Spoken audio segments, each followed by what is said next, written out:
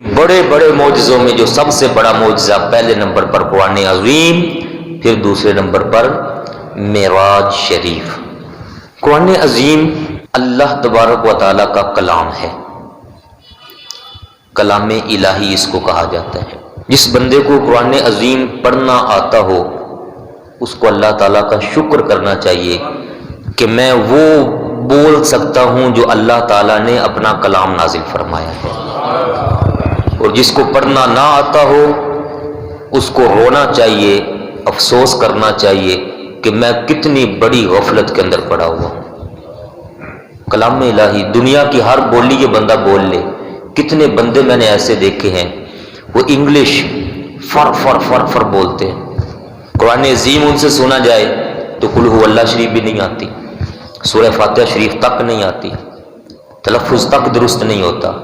تو ایسا بندہ کہے کہ میں بڑے مقام پر ہوں، وہ جھوٹا ہے، وہ شیطان کے داؤ میں آیا ہوا ہے، شیطان نے اس کو گمراہ کیا ہوا ہے، اس کو اس کی دنیا بڑی خوبصورت بنا کر دکھائی ہوئی ہے۔ وہ سمجھتا ہے میں بڑے مقام پر ہوں۔ اعلیٰ مقام پر وہ ہوگا جس کو کلام الہی پڑھنا آتا ہوگا، جو اللہ تعالیٰ کے پاک کلام کو سمجھتا ہوگا۔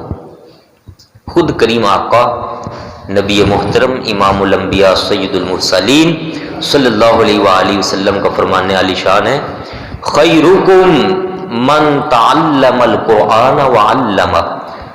تم میں اعلیٰ وہ ہے، بہتر وہ ہے، اچھا وہ ہے، بڑا وہ ہے، مقام والا وہ ہے جس کو قرآن عظیم پڑھنا آتا ہو، پھر وہ آگے پڑھانا بھی جانتا ہو، کسی کو بتانا بھی جانتا ہو کہ یہ لفظ ایسے نہیں ایسے پڑھتے ہیں، جو خود سیکھے اور پھر آگے سکھانا بھی چاہے، وہ اعلیٰ مقام والا ہے۔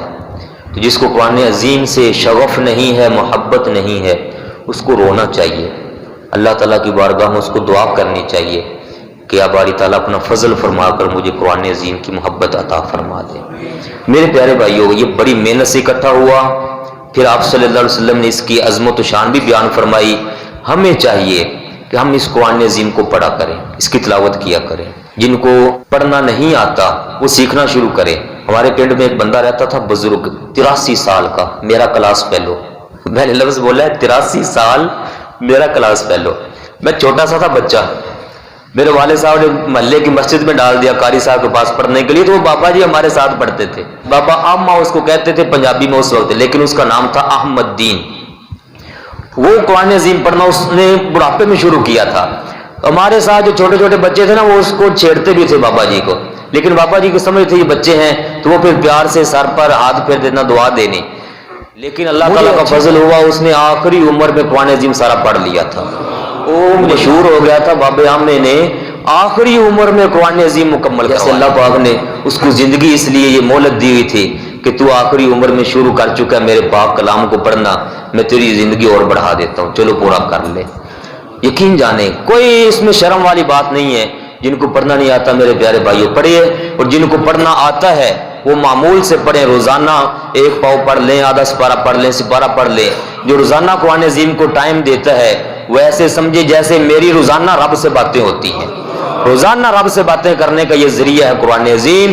یہ واٹس ایپ آ گیا، فیس بک آ گیا، پتہ نہیں کیا کیا کتنا ٹائم اس کے اوپر ضائع کر ڈالتے ہیں۔ اس کو پڑھے، اور سمجھ کر پڑھنے والوں کو اللہ تعالیٰ پھر اپنا قرب بھی عطا فرما دیتا ہے۔